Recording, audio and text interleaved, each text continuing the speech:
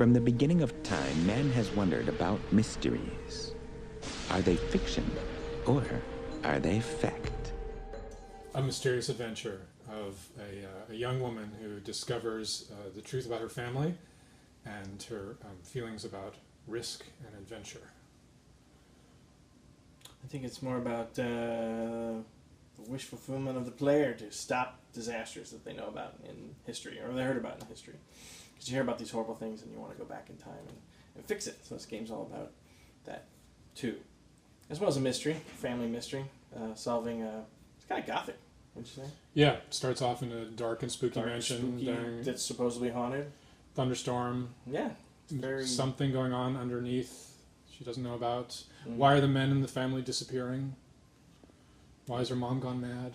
Has science revealed things man was not meant to know? Exactly, yeah, exactly. It has that little bit of that, hey, science is getting out of our control, kind of mad scientist theme to it. So I think it's pretty cool. It's got that great adolescent, kind of Hobbit-like adventure where a young, vulnerable, small character has to go on a big quest, and so it's got a lot of great elements in it. It's a real classic adventure story. So it's a little interesting that she's a maker. She's going to make a robot. She's going to make a bunch of devices like every adventure gamer. She's wants to be a scientist. She's got interesting ambitions. She's very curious, which makes her great for this type of adventure. I mean, if you have a curious character with skills, that's what you want, as a protagonist. Otherwise they wouldn't do anything. They'd just sit around like her mom and just hang out in the house. Right. So the fact that she's very curious and she's got a very mechanical mind, she just can't let it go. Curiosity exists for curiosity's sake, and that makes for a very good motivation for adventure game characters. Yeah, she doesn't automatically know exactly what's going to happen. She knows a little bit about the history of an event, and when she appears at the event, she knows, something bad's going to happen, and then she has clues to what could possibly cause that disaster, and then she has to figure out how to prevent it, as well as getting clues to the mystery of her family, what's happened to her family. So she's kind of doing multiple things at the same time. Well, you have to put the character at risk or there's no drama. So the more risk they're in, the more danger they're in, the more the viewer and player get kind of drawn in.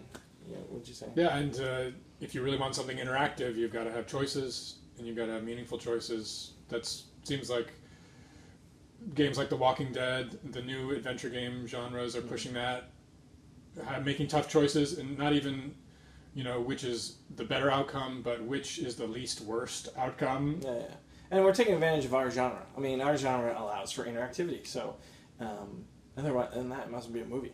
Well, just that we would look over the sets and the characters to make sure that they all still fit with the gameplay.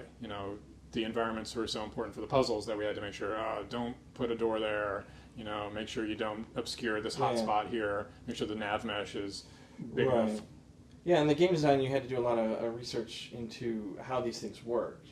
So the puzzles were a little bit locked into how certain technologies worked, like how a limelight worked and how the furnaces back then worked.